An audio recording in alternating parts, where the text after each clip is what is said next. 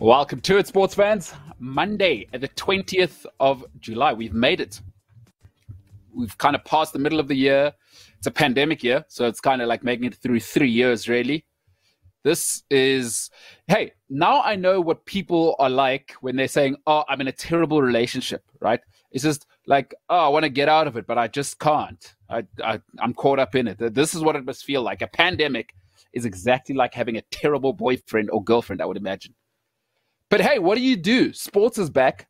At least we can do that. You know, forget a little bit for a little while. Just go away, escape a little. So welcome to a different ball game, a new week. Excited about this week. Some awesome international guests. Looking forward to unraveling that whole list tomorrow. The great Ryan Sands. Cannot wait to chat to him. But today, we had great rugby. And of course, with me to discuss those types of things, Woude Muller. Woude, what's happening? Hello. I'm here older, so I'm a bit depressed, but I'm good. It's going to happen. People age. I had a great weekend. It was my birthday on Saturday. We had a charity event in the morning. I spent some time with family, my new niece and nephew, so it was great. I'm happy on this Monday evening. And do you still hit the nightclubs at your age? What's the story? Take us into your life a little bit. No nightclub. I was in bed by 9 o'clock on Saturday night. Actually, on Friday night, I was like at home with my mom building a puzzle.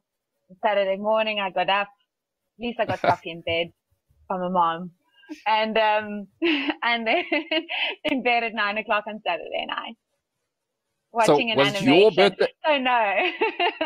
Was it your birthday or your grandmother's birthday? It sounds like it was your grandmother's birthday. But okay, happy birthday to you, Woude. May you see many more. What do you do in a pandemic? It's true. Don't get COVID. That's what you should be trying to do. Exactly. So good point. Exactly. Good point. What do you do in a pandemic? Tough times. Woude Muller's birthday in a pandemic. Well, Woude, may you see many more. Let us get into it for the week. A different ball game. Really looking forward to this week. I'm super excited. Had some great meetings this morning. So we've got some great stuff lined up this weekend. But for today, let's get into it. The shock news, of course, if you're watching the cricket. Let's start there. Hey, Windies had a bet with our production guy, by the way. I want to put it on the internet so he can't get out of it. He said the Windies would hang on. I said it's all over. That was at 5 wickets down. I said there's no ways the Windies are hanging on. So just to say, I've won that bet there. Dave, of course, our super producer. Dave, I will be claiming on that, by the way. I'm not going to tell people what's at stake, but I will be claiming that bet. So Windies just got beaten. Amateur performance. They just lost 10 wickets in, 50 overs? Must be less. Terrible performance. Anyway, we move on, Holder and the boys. Anyway, the shock news from the weekend. Let's get into it. Unbelievably, in some people's minds, this happened. Nigel Pearson was sacked 3 games out before the league season ended. I mean, it was 2 games, really. But this was unbelievable. Listen, if he'd been manager after he'd taken over, so if he'd been manager, if we were just taking the league from when he took over, they would be 12th. Quite incredible in some people's minds. But if you understand what's happening at Watford, listen, it's their 4th manager this season. Don't be shocked. This is how the Pozzo family do it. They did it in Italy. And if you watch Italian football, this is how Italian football rolls. It's a merry-go-round. It is an absolute merry-go-round. For me, not a shock, because Watford rolled this way. Remember, there's a rule in life for me. If people show you who they are, believe them the first time. So the Pozzo family have done nothing wrong. It's just that we refuse to believe them the first time they did it. They've had this is going to be their 4th manager this season. And it's not the first time they've done that. Happened last season as well. Last season, they had 3. I mean, I'm going to take you through the list of managers this family's been through. It's different. It's a different way of doing it. It's a different way of doing it. Look, I just want to show you what their record's kind of been, right? So we're going to go Pearson, of course. He lasted 223 days.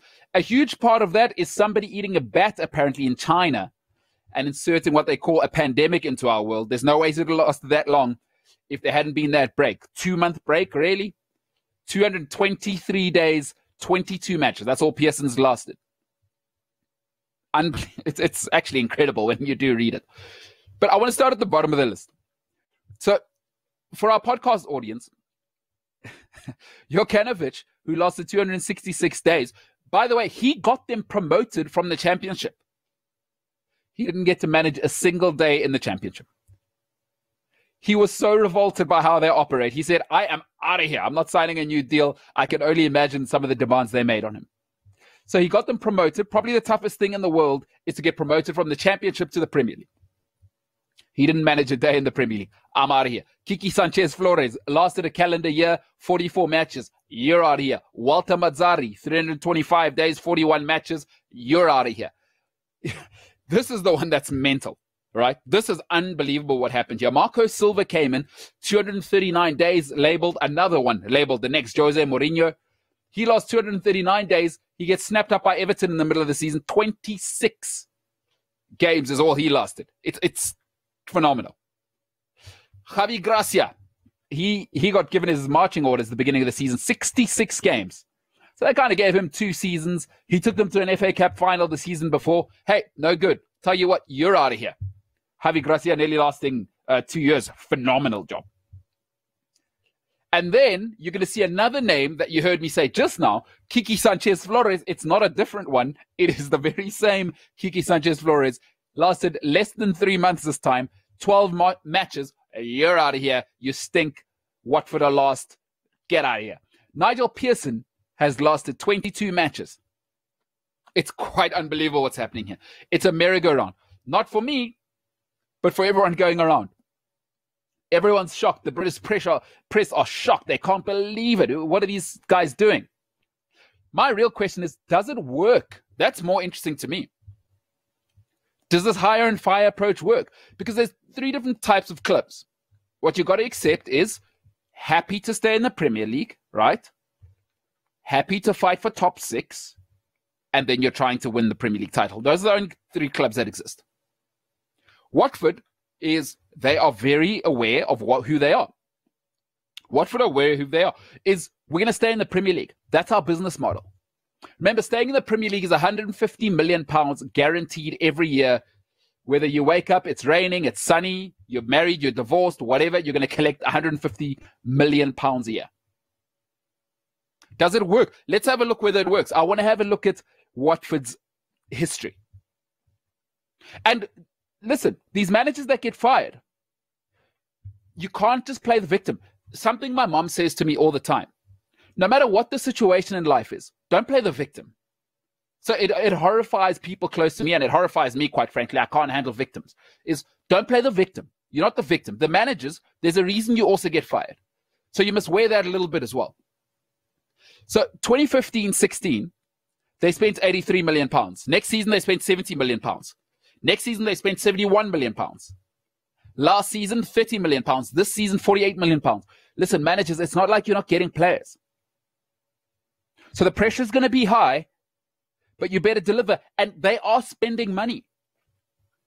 They are spending money. So for Watford managers, I don't want to hear it. Don't be the victim. In life, every situation in life is never just one side.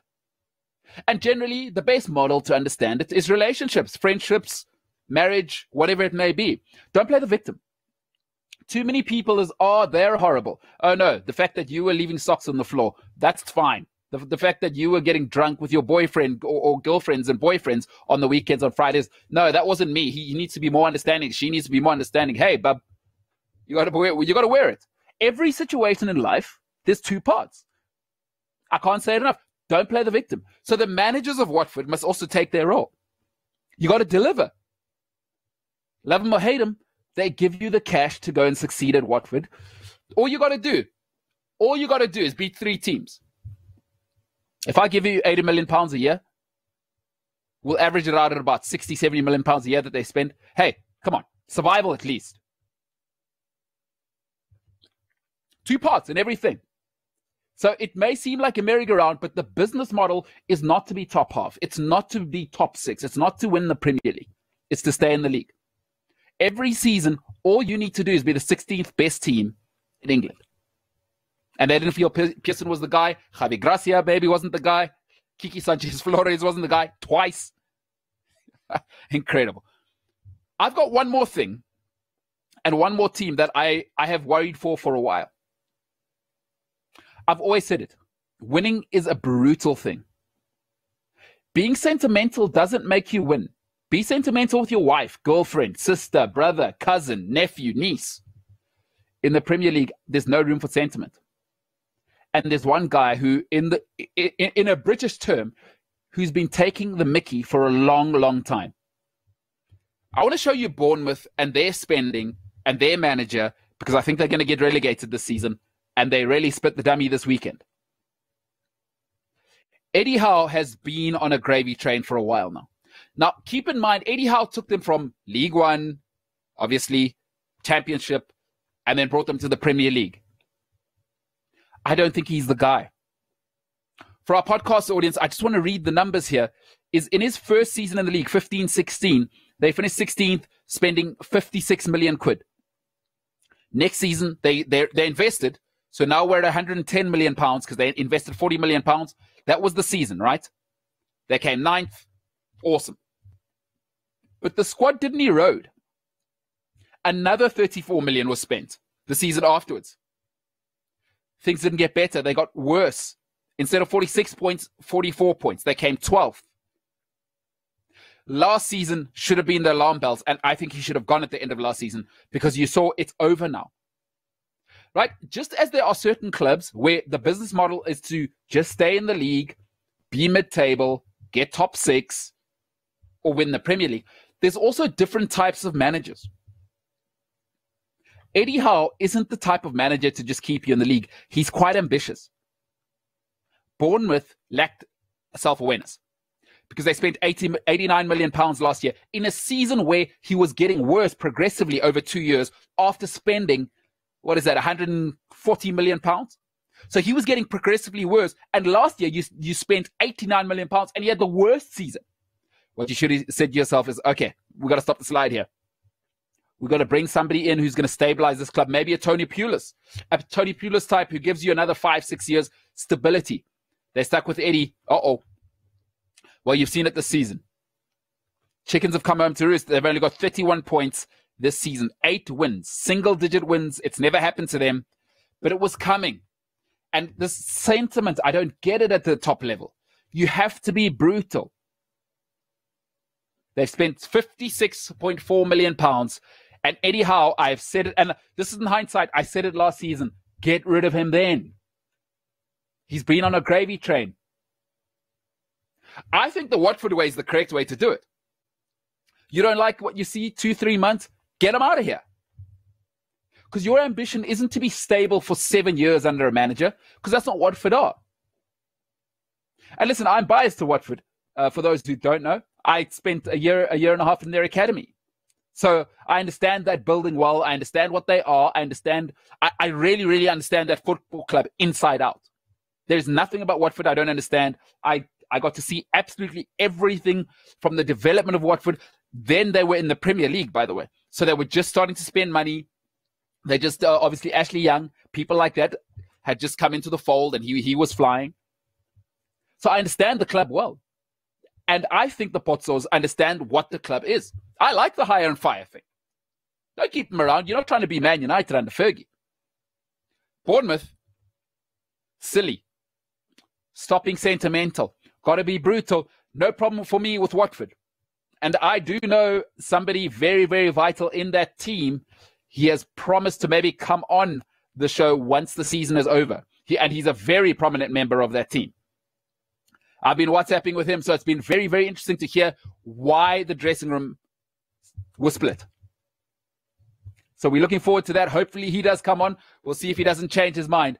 But for me, the correct approach. Bournemouth, the wrong approach. You're not self-aware. You're not Man United. What do you think? Is it crazy? Is it crazy for Watford to be firing people like this, left, right, and center? The romantic notion is keep the manager forever, build solidarity, blah, blah, blah. Let him go. For me, get him out of there. Bournemouth, I'm actually happy Bournemouth are getting relegated because it's cocky. They got too comfortable. And when you get comfortable, that's when problems happen. Love to know what people think. Would love to know what people think. Coming up next, the skip pass with Woude Muller. Woude, what you got for us? So this weekend was actually surprisingly really, really good rugby by the Australian teams and by the New Zealand teams.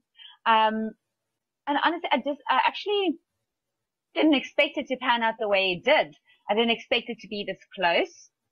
And, yeah, but I think firstly what we need to just mention is the passing of one of the greatest commentators that this country has ever seen. He was also SA School's captain way back when, and it's very, very sad.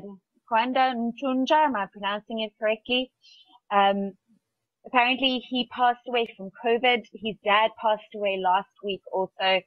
And what really is really sad for me that this guy is part of the reason why I wanted to learn Xhosa, because I wanted to watch a Xhosa commentary because he made it so exciting. He was one of the only presenters in this country that actually made rugby exciting. I've spoken about this before, that I think the commentators are really, really boring. And this guy was just so incredible. So really a condolences to his family and his friends. It's a very sad day in the rugby world in South Africa and all over the world. Then back to the rugby of the weekend. Like I said, it was actually quite exciting. And I don't think it's exaggeration to say that, it was probably one of the most exciting games or weekends of the competition since it started. We have to talk about Le'Mape that basically just literally ran over Beauden Barrett. He first sidestepped him, and then he just literally ran over him, and he ran over Otero Black. I don't know how they overlooked him for last year for the World Cup, but he's definitely been putting up his name. And Ian Foster can't look way past him. And then I think a big question for me is that did New Zealand, did the All Blacks, did Ian Foster pick his captain too early? Because what I saw of Sam Cane this weekend is not what I want to see from an All Blacks captain. He got yellow carded in the game. You can say, yes, it's not necessarily maybe his fault. It was a lot of offside.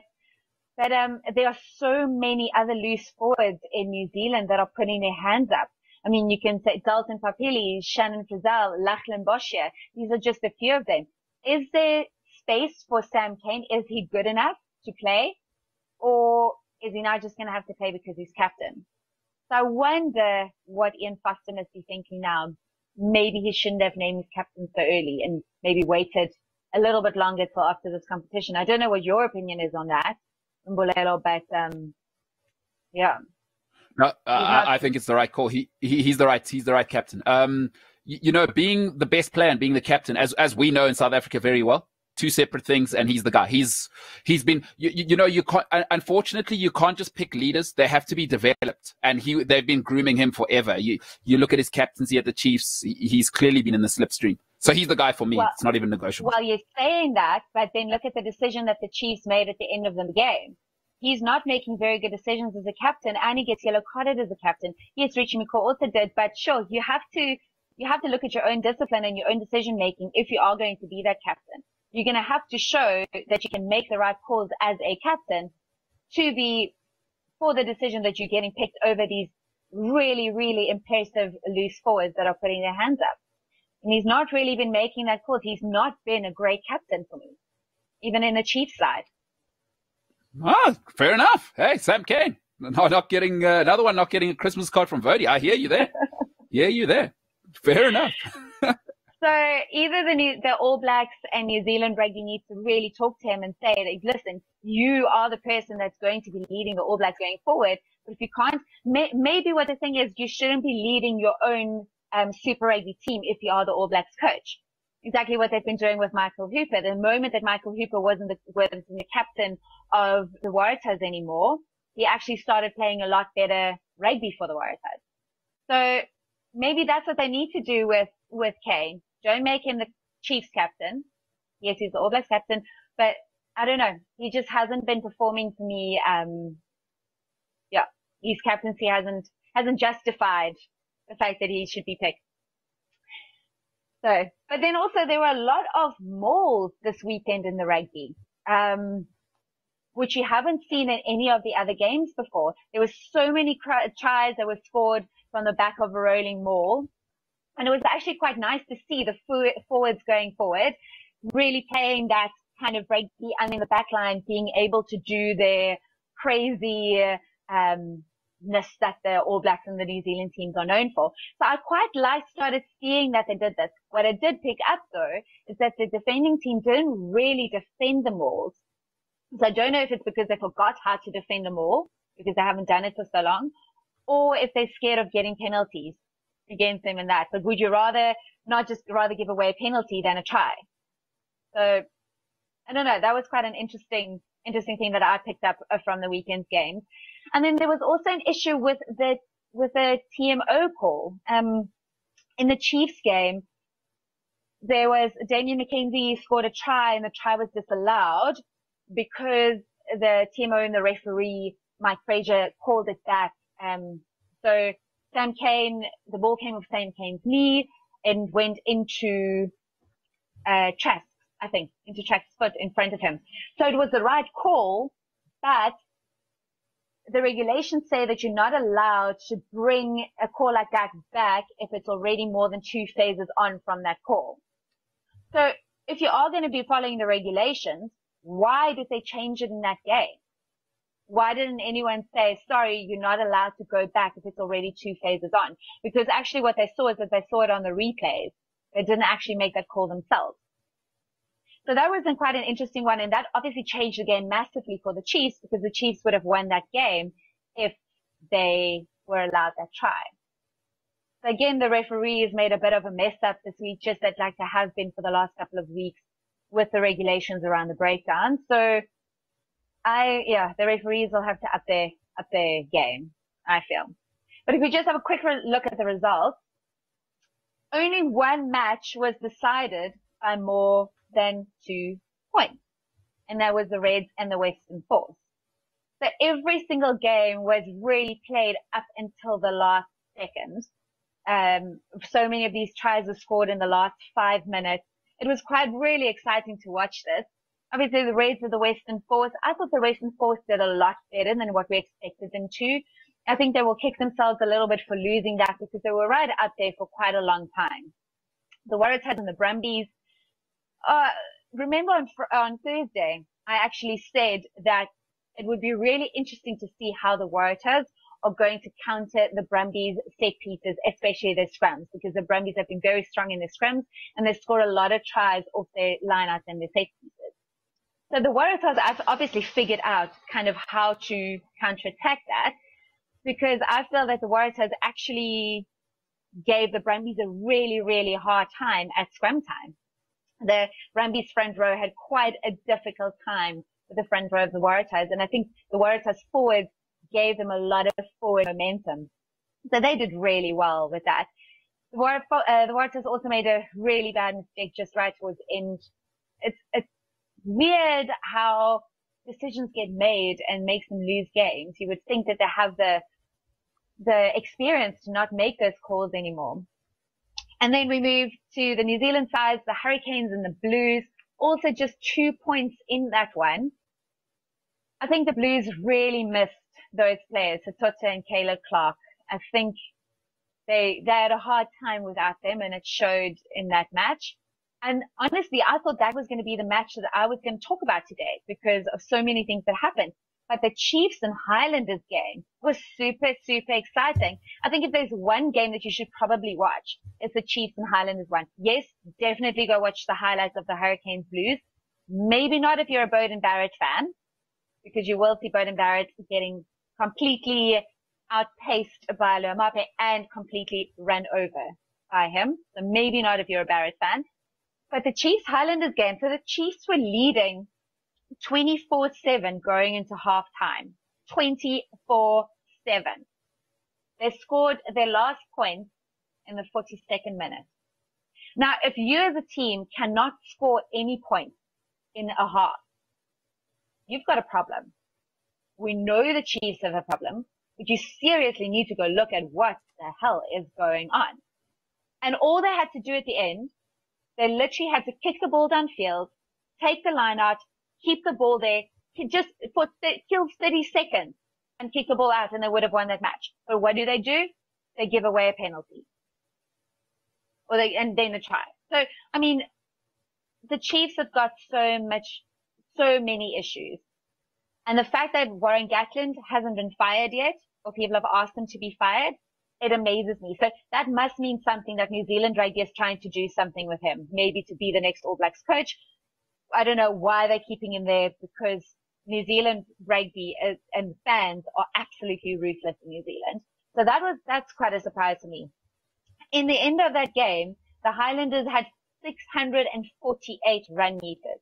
The Chiefs, 260. I don't know how they lost that.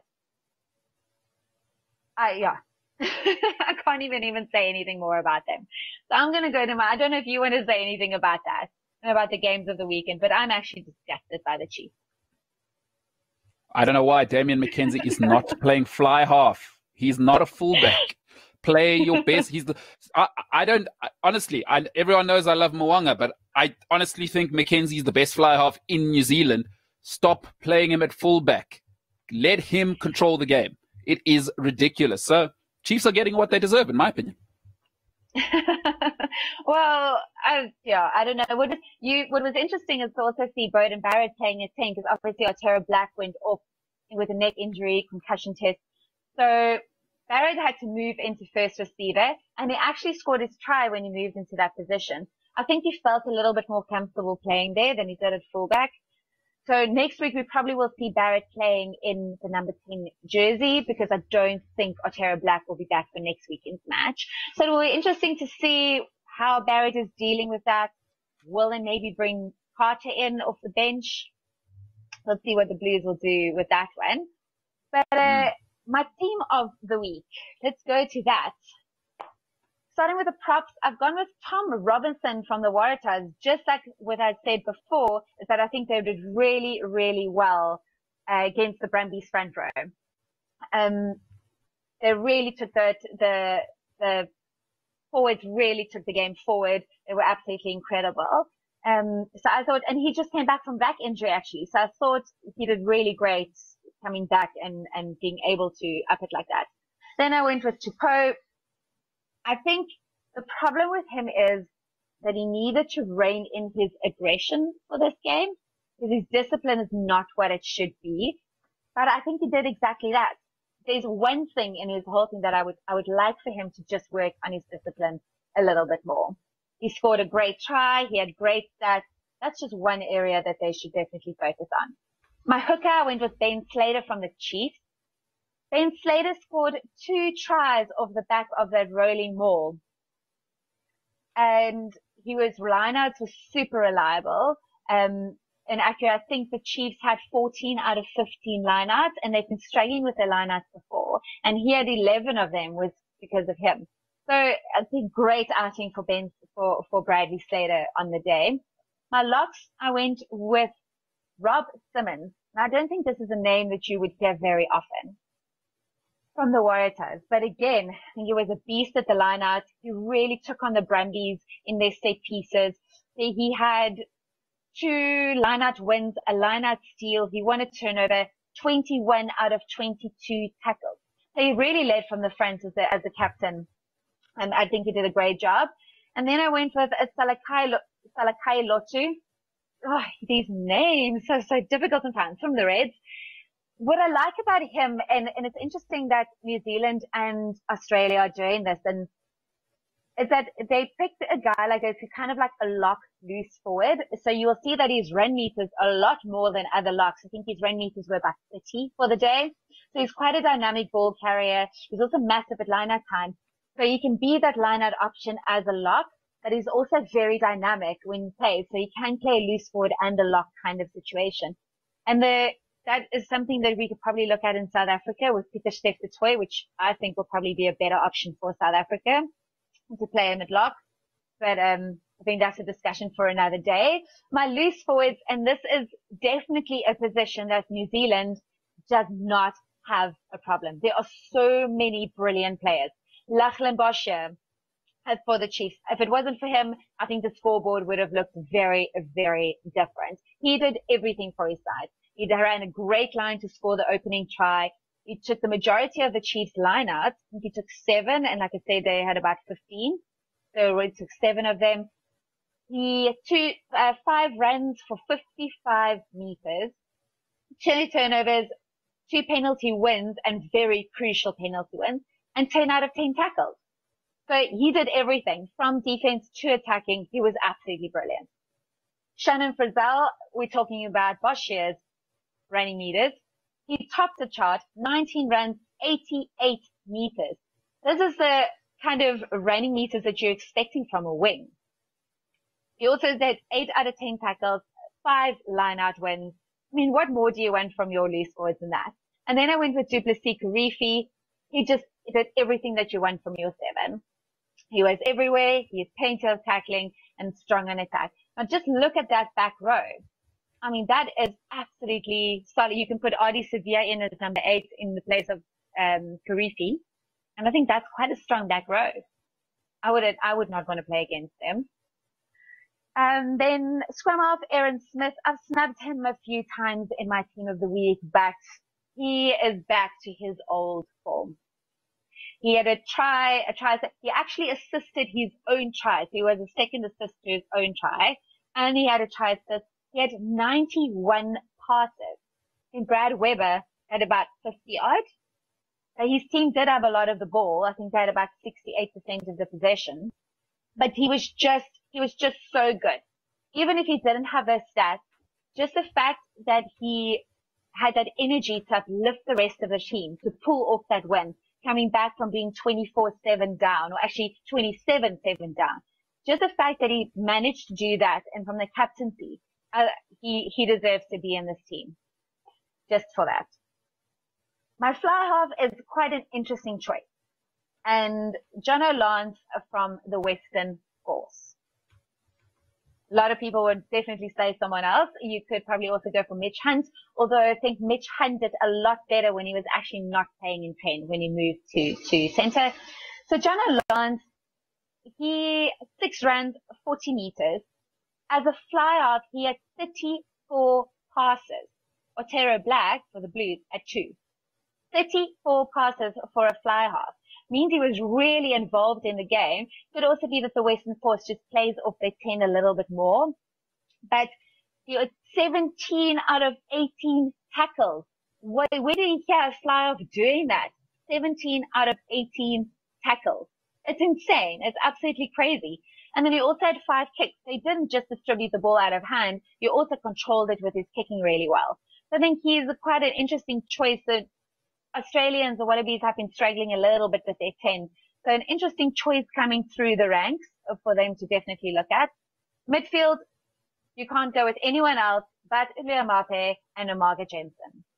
That pair was absolutely destroying the Blues midfield. I think the Blues made a massive mistake to pick Plummer, but Leamape, okay. 17 runs. 160 meters, run meters, 14 passes, 14 clean breaks, 5 defenders beaten, and obviously the flattening of Bird and Barrett just puts him at the top of that whole list. Umaga Jensen, he had great, straight, strong running. He kept the Blues at Spence really busy, and I think he made a really good pairing with Leamape in that midfield. Outside backs, I went with Ralston from the Western Force. Also great running meters. He had a great 80-meter intercept try, which is brilliant. He won a few turnovers, actually. So that was a really good outing from him. I went with Nareki, which is also an interesting choice. He actually came off the bench. But even off the bench, he still had 4 runs, 63 meters, 4 defenders beaten. Off the bench. So he's definitely starting next week for the Highlanders. There's no doubt about that. And my last pick is Michael Collins from the Highlanders. I will definitely say that I should have gone for Geordie Barrett.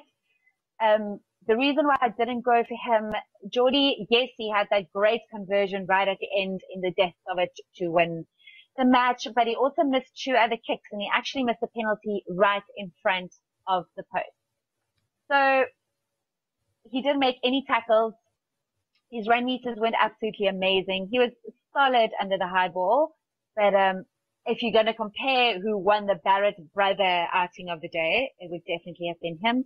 But Michael Collins, 166 meters made in that game. So he also kept Damian McKenzie quite busy at the back. So that's my team. You must please let me know who you would pick into the team and who would you leave out, because these are obviously my opinions. Rolelo, would you disagree with me on anyone? No, I think, good weekend there. And Umanga Jensen, by the way, he's got a brother coming up as well.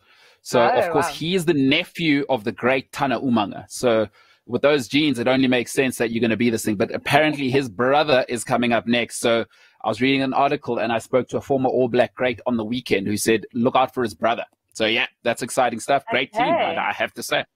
Yeah.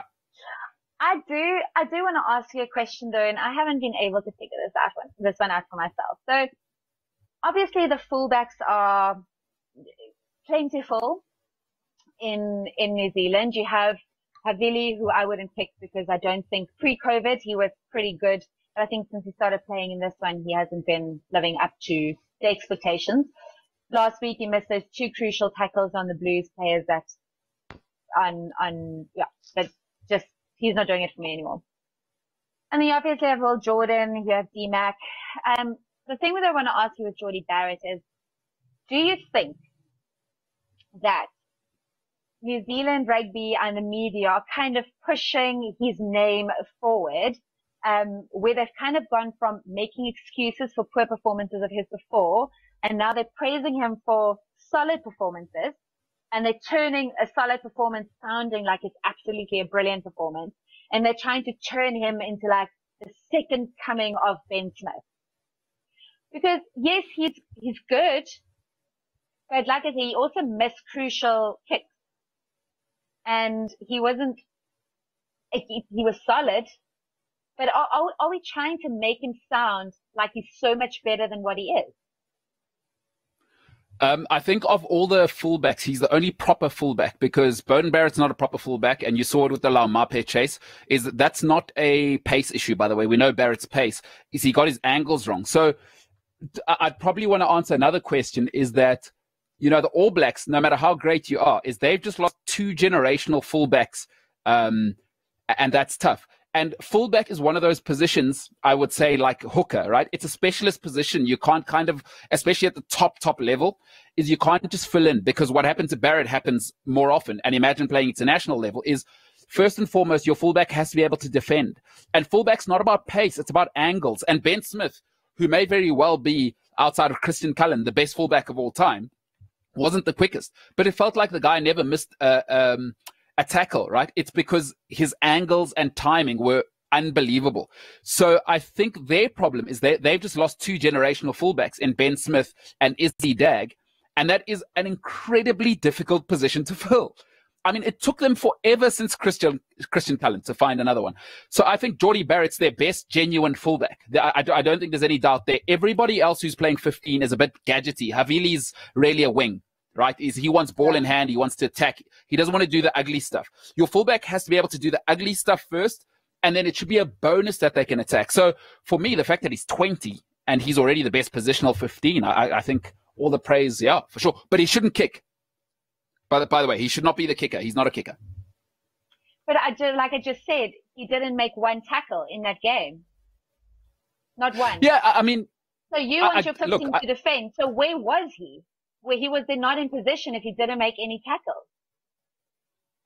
I think a more alarming thing for me is I can handle a 20-year-old making some of these things, is I can't handle Beauden Barrett making angle mistakes, because it's not a pace thing with Laumape. You and I both know what Beauden Barrett's pace is. And I saw a few troubling things with McKenzie dropping the ball again. He's not a 15. So for me, I'd be more inclined to go with the young Barrett and say he's a proper fullback. He's not just a guy filling in at fullback who can attack, so you let him at the back. I'd go with him, but I do hear what you're saying is if you want to play at All Black level, we expect you to be 8 out of 10. But then why That's a good would point. you not then rather go for Will Jordan? Because he's been making his tackles, he's had his running meters, he's in position. Yes, he's also still a youngster, so you can't say that he's younger than Barrett. They're both young, but he's been doing so much more in the Crusaders team. Maybe you can say because it's in the Crusaders team, but he's been so much more solid than what Jordie Barrett is. So that's why I'm asking, are we trying to make Jordie Barrett sound more amazing than he actually is? Because because he's outshining his brother, and that could very possibly be it. Or, and we keep pushing. It feels like we keep pushing something. And I'm not saying that he's bad. Please don't say that. I feel like we keep pushing on something that is maybe not necessarily there. Maybe. It's a good point. It's a good point. I'm all in on Jordie. I think the Hurricanes have the Barrett. So I'm all in. I'm sold, especially that he's, what's he, 20, 21. And I've seen enough fundamental stuff. Oh, okay. But hey, listen, I'm all in on that. I'm out on Beauden Barrett anyway. And McKenzie's not a fullback. And for me, as much as I love the other guys, is Will Jordan. I like him, but I'd prefer him at wing. And there's still a few things I'd still like to see. And often the most difficult season for everybody is the second season, right? And I've seen enough now. Jordie Barrett, he's the guy. But it's a good point. Maybe people are pushing the narrative. Yeah, that's a good point. I think you're making a good point. Now that I've started looking at his stats a little bit more, and the fact, like you said, you want that defense. Either he wasn't in position or he just wasn't. So he's not really doing what we're expecting him to do. Could be that the Hurricanes may be playing a different game, and that could be why. But I don't know. That was just for me a bit concerning with him. But yeah. But I think that definitely, if I have to pick a player of the week, it will either have to be Laumape, or I would even go as far as to say Lachlan Bosche. We obviously see the flashiness of a back always because they have the many running meters. They much faster and can move a lot better. What was interesting of Laumape is that his footwork that he showed this weekend was something that I haven't seen of him before. It's like he's definitely getting better and better every week. Yes, he can work a bit on his defense, but the Hurricanes also had so much ball that he didn't. Maybe that's also a reason why Barry didn't tackle. They just had so much ball that they didn't need to tackle. So, but Lachlan Bosche is definitely, he's so solid in that pack. So between those two players, I think they were absolutely brilliant this weekend. So inside info from former All Black legend, but I'm not sure if he'd want me revealing his name, so I'll just say, is problem with Laumape and why he doesn't see him going into the All Black mold is he's got a bit of an ego, and they don't like that is the word from the coaching staff. So they do not like that. Another criticism coming from inside the All Black camp, or this is coming from this All Black legend, is that Laumape cannot distribute. So they see him, he thinks Laumape will play wing more than center, more likely than center. But I don't know, I'm just hearing from a guy who was an All Black great in the 80s and 90s. So it's an interesting one. Laumape is putting his hand up, that's for sure. That's for sure. Absolutely. Yeah. No, the New Zealand teams are definitely so far ahead. It's going to be really, really difficult beating any of them right now. Good rugby on the weekend, and good skip pass there, Woude. I agree. Some interesting points. Love to know what people think. Which Barrett? Jordie Barrett, overrated? Possibly. Who knows? Let's keep watching as things keep going. And Laumape, is he the guy? Should he be playing 12? Should he be playing wing? I mean, he showed on the weekend that, hey, you can't be a slouch and beat Beauden Barrett on the outside. So he showed he's got wheels as well. He's got the power. So he might be handy. Is he the next coming of Julian Savea? Who knows? Would love to know what people think. Woude, some great points. That is the skip pass. Coming up in a bit, Q&A. So send those questions. We've got some questions that were sent to us in the past. We will see you in a little bit with all of those and many more that you've put in the questions section now.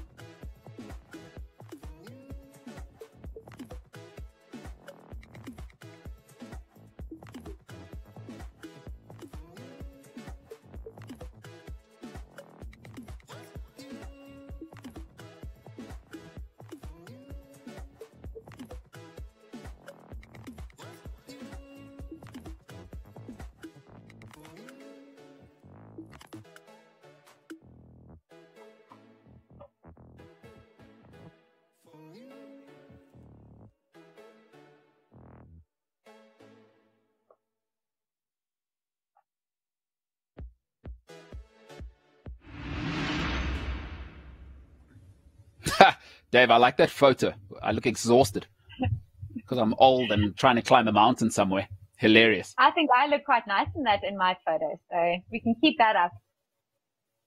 Oh, good. Oh, good stuff. All right, there we go. Also, so we both like the photos, Dave. Good work on the producing thing that you did there on finding photos and putting them somewhere that people can see. All right, Dave, let's get into the questions. What we got?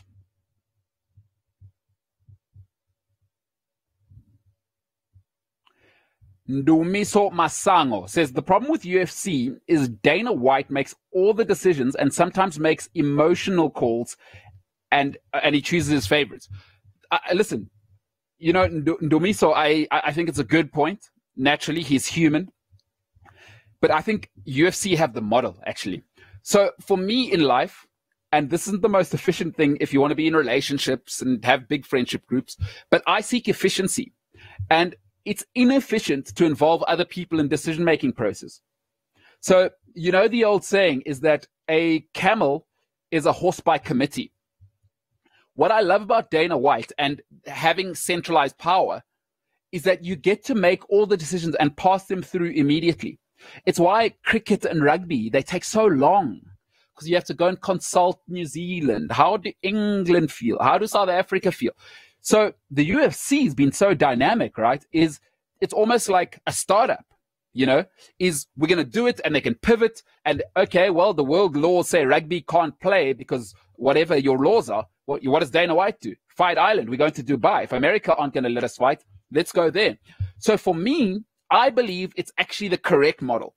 Less people, less bureaucracy. So get the bureaucrats out the way and just let one person make the decisions. It's why the big companies now that you see, who's at the top? Tesla. Why? Because Elon Musk doesn't have a board he has to go and worry about. Hey, I want to dig tunnels under California. Let's start that tomorrow.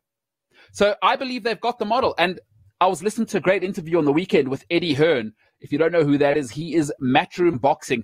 Ultimately, I think the biggest promoter in world sport. Eddie Hearn, go and look him up, Matchroom Boxing or Matchroom Sport. And he was saying he wants to be the Dana White of boxing. And for me, it's one of the things, and I love boxing, by the way. I'm besotted with boxing. I've been watching it since I was 6 years old. It's one of the problems. Too many unions, too many people, WBC, just too many federations.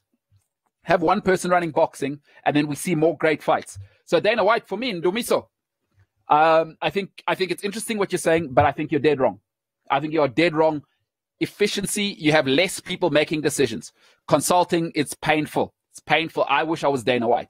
It's for me, as somebody who's been entrepreneurial my whole life, it's painful to have to consult with people. It is absolute pain. Just quick decisions, and you can be nimble. Fight Island. Dave, what's next? Brooklyn Misfit says, who would be a better 10 and 12 pair between Andre Pollard and Johan Goosen, or Damian Willemse and Kerwin Bosch? Vody, your take.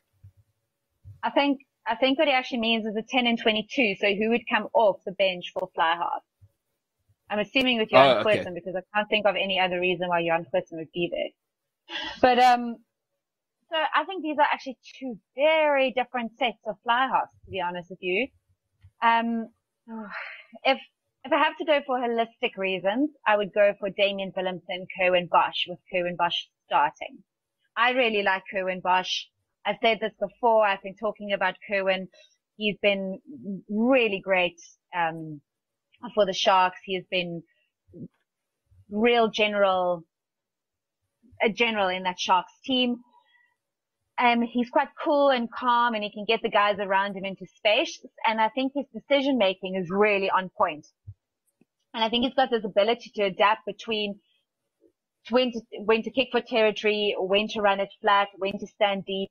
So I think he understands the players around him and what kind of weapons there are around him. And I think he knows how to make it favorable for them. So I would want a guy like that on the field for much longer than I would want someone like Damian Willemse.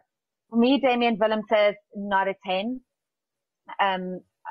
I think he should play 12. I think will be much better as a second pivot. He plays quite a selfish kind of rugby for me.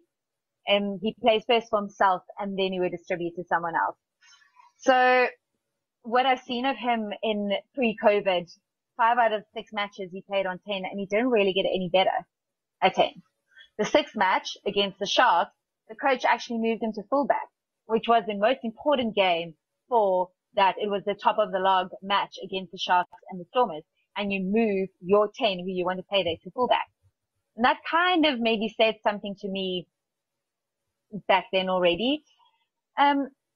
Maybe what Damien needs is he needs to maybe start slotting into 10. So rather start him at 15 or at 12 and move him forward like they did with Daniel Carter and all the other greats. So yeah, I don't know. So, but if I have to pick between those two, I think I would go for Kerwin Bosch and Damien Willems there. I don't think Andre Pollard and Johan Goosen would be a good pairing. Okay. Dave, what you got? Ntokozo Majozi. You can take this one first. Vody says Beauden Barrett is the best number 10 in the world. I think you should take this one first, Muller, because I know how you feel about it. Sure. Look, I've seen enough to say he's not a fly-half and he's not a fullback either. I've said this so many times, is you can have a gadget guy. So he can be he's like, what he really is, I've been thinking about it quite a lot, is he's an upgrade on Carlos Spencer. So an electrification machine who's really not good enough to start anywhere, right? Because he's not the best fly-half. He's not a fly-half because he can't kick for poles and he doesn't have a tactical kicking game. So, and I've seen that twice. I saw it at the World Cup. I saw it at the British and Irish Lions. I don't want to go on about it. And he's clearly not a fullback, right? There's just too many things that are missing there. So for me, I think that's a big call. I'd love to know what you base it on. Is it the All Blacks' victories over the last 3 years? Is it the positioning himself? Because he can't kick and he can't control a game. So what do you base fly half play on? So for me, no chance. Absolutely not. He's not even the best. I don't think he's even the best fly half in New Zealand. I think he might be the 3rd best fly half in New Zealand. So no. But I think when people think of Beauden Barrett, and this is maybe where the thing comes in, is that when you think of Beauden Barrett, you think of a footballer. And so if you go think of what you want from a footballer, is you see like the moments of sheer brilliance that Beauden Barrett brings, and it's flashy and it's brilliant and it looks amazing in those positions. But you have to go look at all the attributes of what you want from a rugby player if you want to go do that: the passing, the kicking, the running, the tackling, the sport play, your decision making. So I think when it comes to all of those things, and you actually have to go pinpoint to them, Barrett doesn't necessarily have what you want from a fly half. As a fly half, you have to be able to distribute, you have to make good calls, you have to be a general, you have to make decisions for everyone around you. And that is why someone like Daniel Carter was absolutely brilliant, because he was just brilliant in every single aspect of the game. Beauden Barrett is probably much better in unstructured play. So when it's a little bit more loose, he looks like he can produce at moments of sheer magic. But I don't think it's solid and consistent enough to be in the number 10 jersey, because you need to control the game with your kicking, with your passing, with your decision making. And maybe he just doesn't have that. So maybe if the game wasn't tight, Beauden Barrett would be the better player. But if it's structured, if it's like I said, a tight game, then he's maybe not. So I think the problem comes in, and I've said this before, is that Beauden Barrett is such a good player, so you kind of need him on the pitch. So, but I do think Richie Mahanga is putting his hand up as a better 10 in New Zealand rugby, because he's got all the aspects of what you want from a 10. So when you say that Beauden Barrett is the best 10 in the world, first go look at what you want from your 10. What do you want from your first 5? What do you want from your first 6? What do you want from your fly half? And then you go and then make a list of it and give him the ticks. Does he have this? Does he have this? Does he have this? If not, then you can't say that he's the best 10. So before you make those calls, I think maybe go look at that first. Yes. Fair enough. There you have it. Dave, what you got?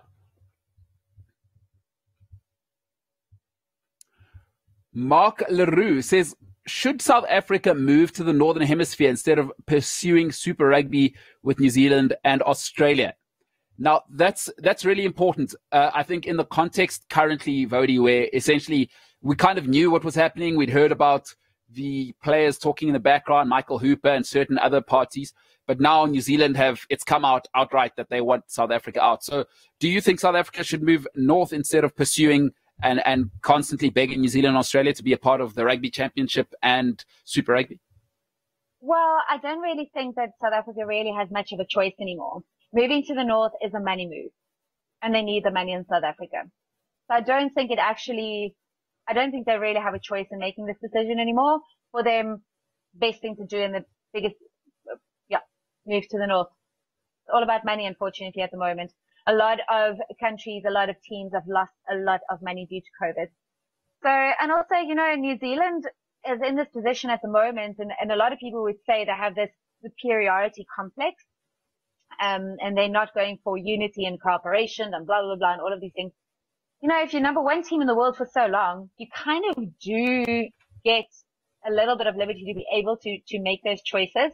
And then I find it very interesting that the people in England and Northern Hemisphere are complaining about this, because for how long have they been making the decisions for everyone else in the rugby world?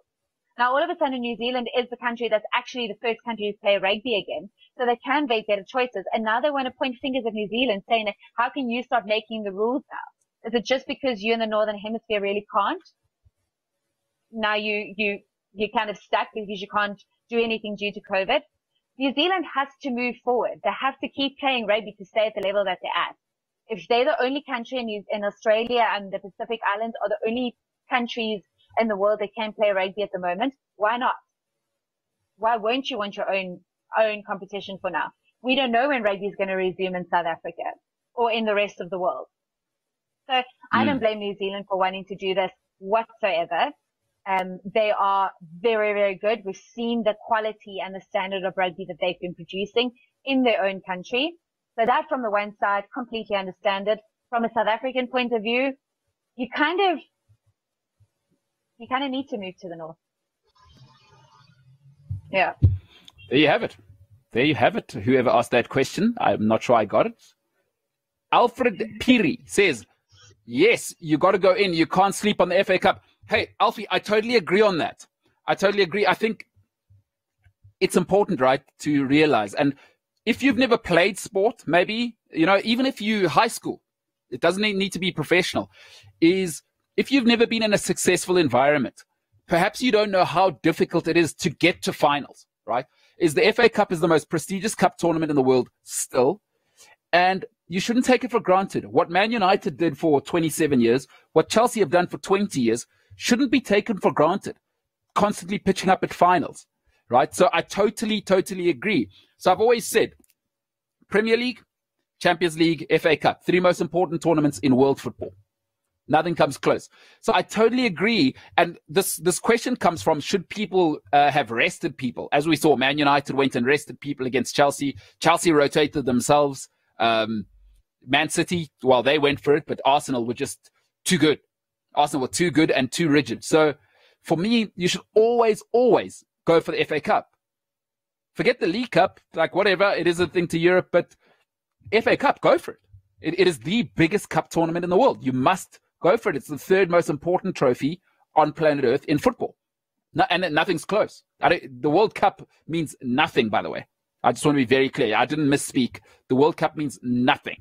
The World Cup is dead. Dave, what you got for me? Alrighty. Jojo Rabi.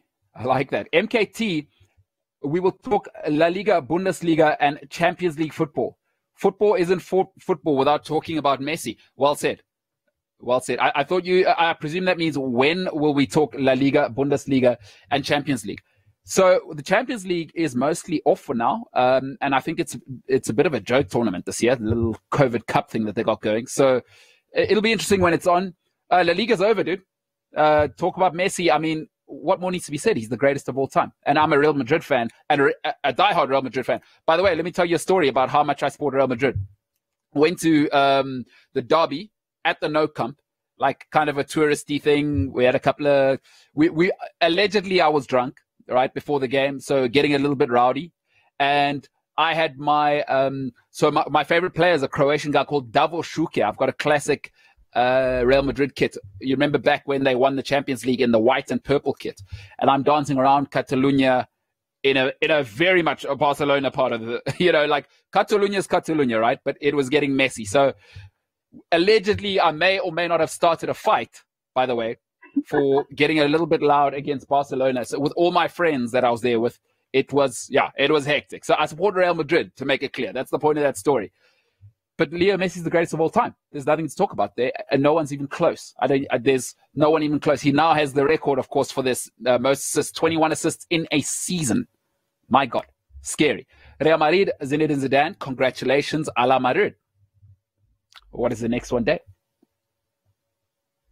Ndogozo Majozi says, Kerwin has really performed the Super Rugby season for the Sharks. His kicking is on point, but is lacking defensively. Odie, what do you think? No, I can't disagree with that. Definitely not. It's one part of his game that he can definitely work on is his defense. I mean, he's already picked up on it, and it's already been a lot better in this pre-COVID in the Super Rugby season. But he can definitely work on it a little bit more. Can't disagree with that. You don't have a perfect player since Dan Carter, so you can't do everything. And you always have to be better every single time that you play. His defense is bad, though. Like, terrible. It's better. Like, he couldn't tackle a fish supper. Yeah, but it is getting better. He started making a few more tackles, started missing a few less. So let's hope that that's definitely something that he will work on. Yeah. Oof, I worry about him. Yeah, good player, though. He is a good player. I agree. Yeah. Jesse Randolph says, Mbulelo, I was going to go back to last week's episode where you ripped Arsenal and their hopes against Man City. Oh, how wrong you got that. Listen, Jesse, you're dead right, man. What? And you know what I should have known is against Liverpool, that was the perfect kind of model of how they were going to have to play against Man City. And I'm not being funny, but they played better against Liverpool than they did against Man City, I feel. Because they were unbelievable against Liverpool. Mane was going. Salah was going at them. It was just a barrage. And they were just so solid. So, listen, the rearguard effort. And you have to say, Mikel Arteta, this guy. So now, as an Arsenal fan, so 100%. Hand up, got it wrong. Great result. But this Mikel Arteta guy, Jesse Randolph, I presume you're an Arsenal fan. Will they back him? I guess we can get your answer on the next episode, and I will reply. But do Arsenal back Mikel Arteta? And I'd love to know from you, Jesse Randolph. Stick it in the comment section. Tell me, which positions do they need to improve? Dave, what you got? Right, Vody, were you excited for the Chiefs to win their first game at halftime? How did they throw it? Complacency? Dave, I will let you and Vody take this one. I have absolutely no idea how they lost it. I really don't. I was really excited because I did pick the Chiefs to my Super Brew because I really thought this would be the one game that they would possibly win. But I don't know. I think, like I said, I think it was bad captaincy. It was bad decision making. It was, and they had that unfortunate disallowed try. But and also, like I said, they eventually got only to 260 odd run meters. So they completely just played the way that they've been playing this entire Super Rugby kind of competition.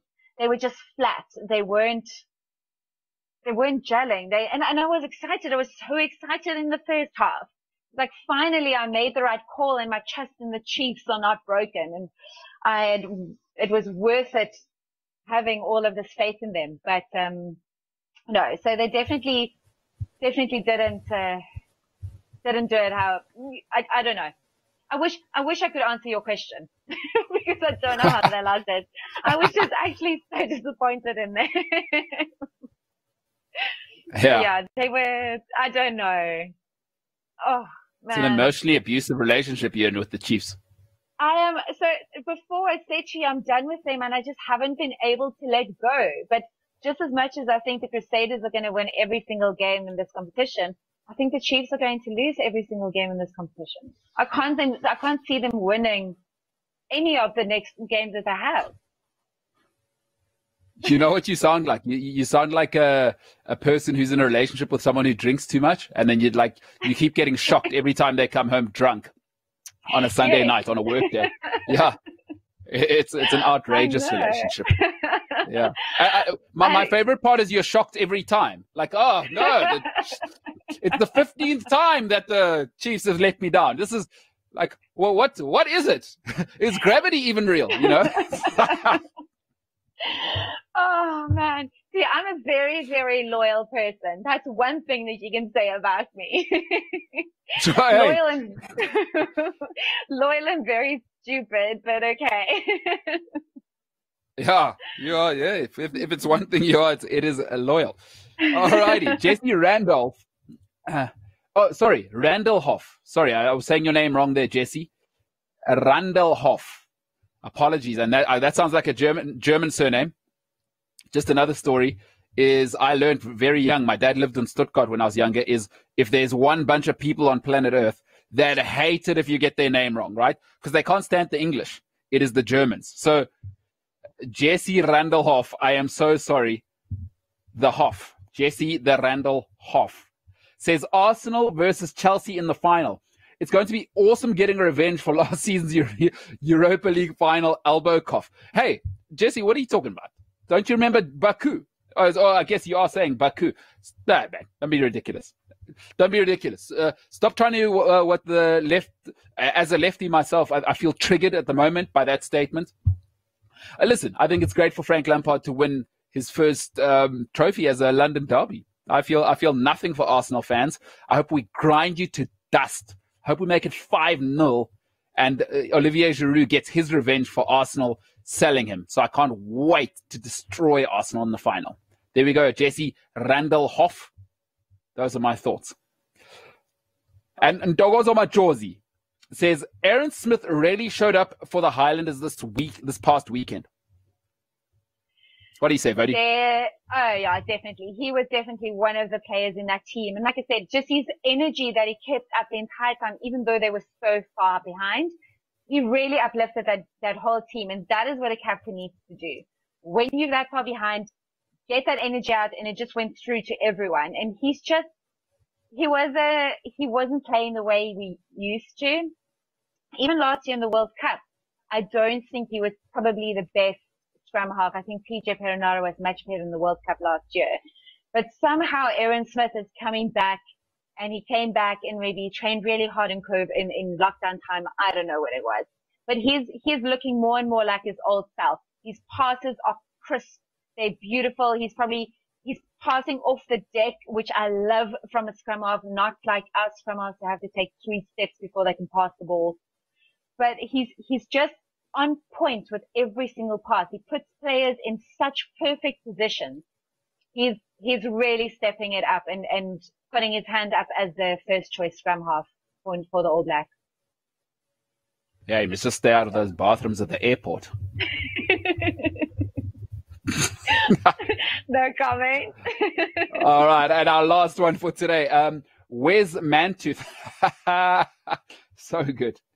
That's so good. That's an Anchorman reference, whoever's name that is, by the way. So good. Where's Mantooth says, Mbulelo, where do you think the Windies lost that game? The first innings collapse or the poor fielding? So that is the game that has just happened, by the way. The Windies got bowled out in what feels like 12 seconds. They got bowled out. I'm not too sure how many overs it was, but they couldn't last on essentially a 4th day pitch, right? It was day 5, but the one day got rained out. Look, I spoke about it, I think, on Thursday or Wednesday last week. Professionalism is boring. And yes, Holder has changed the culture. Yes, they're learning to start grinding, but that's actually very boring. So you don't get to do the flashy stuff. And this is where old habits, bad habits will come out, right? And this is why you need a pool of players, not just 11 great guys, because you really need Simmons and Holder to establish that culture, that the opening batsman, you have to grind through. These are the times when you've got to make 43 runs off 200 balls for your openers. It's okay to make that now, right? But maybe the Windies, that mentality isn't quite into them, because you must remember in every sport, it's an extension of the society. So if you look at the German national football team, it's an extension of what their society is like: direct, organized, powerful, right? Machine-like, systematic. You look at the Spanish side, Spanish people, if you have or haven't been to Spain, slightly more laid back. They like entertainment. They're into the opera. Their football team is an extension of the society, because I've always said it, and many people argue with me. Every sport, no matter what it is an extension of culture. It is a theater. So you will see some of the society within every sports team. So when we speak about the West Indies, so I've been to the Caribbean, and wow, I've never met people so laid back. People say South Africans are laid back. My goodness gracious. I've been to 2 islands in the Caribbean, and you kind of see it in their cricket team. Being professional is boring, and they don't like that. You go to the Caribbean, or it's tough to stereotype, but it feels like everybody has an 8-pack on the beach. They're tall, they're good-looking people. They've got great food. So these things breed a certain type of people. So we must remember that winning's a boring thing, man. It's a boring thing. Australia, think of him. They're boring people. England, boring people. Germany, boring people, right? So, this is the thing. So the West Indies, for me, they lost it in, I'll encompass everything you asked there, Mantooth, is they lost it in everything. It's a professionalism mindset, and they haven't got it yet. And that can take decades, because what you're asking these talented young men to do is be different from the whole of your society. And that's very tough. We spoke to Flip van der Merwe, Bulls and Bok legend. And I said to him, Heineke Meyer was brilliant at what? At brainwashing the team. That takes time. So the West Indies, they lost it. They don't have the mentality yet. And to finish off for today, the Hoff, Jesse Randall-Hoff says, that's the big hope. I won't get my hopes up, but they have to back him or the fans will riot. We need top-class centre-back and a midfielder. All other positions are covered. My goodness. Okay, well, there you have it from Jesse Randall-Hoff. Great stuff. Ladies and gentlemen, for today, it has been a different ball game. Thank you so much. We are growing. The team is growing. Woude, great show. Thank you very much. We will see you again on Wednesday. Yeah, if I'm correct. So on Wednesday, I am picking my fly half of the 3 different World Cups. If anyone's got any advice for me on this one, please send it my way, because I can't make up my mind. All right. For those who don't know at home, on every Wednesday, Woude is picking her player, right, from the 3 World Cup winning teams that we've had. So this week, it is fly halves. So let us know whether or not you've got some advice for Woude. Looking forward to that, Woude. Tomorrow, the one and only, the great. I mean, I like to think of myself as listen, there's a difference. There's idiots like me that walk up a mountain, and then there's mountain goats. The great Ryan Sands on tomorrow. So catch us tomorrow at 7:30. I cannot wait to chat to him. Ladies and gentlemen, for today, Woude Muller, thank you very much. It has been a different ballgame.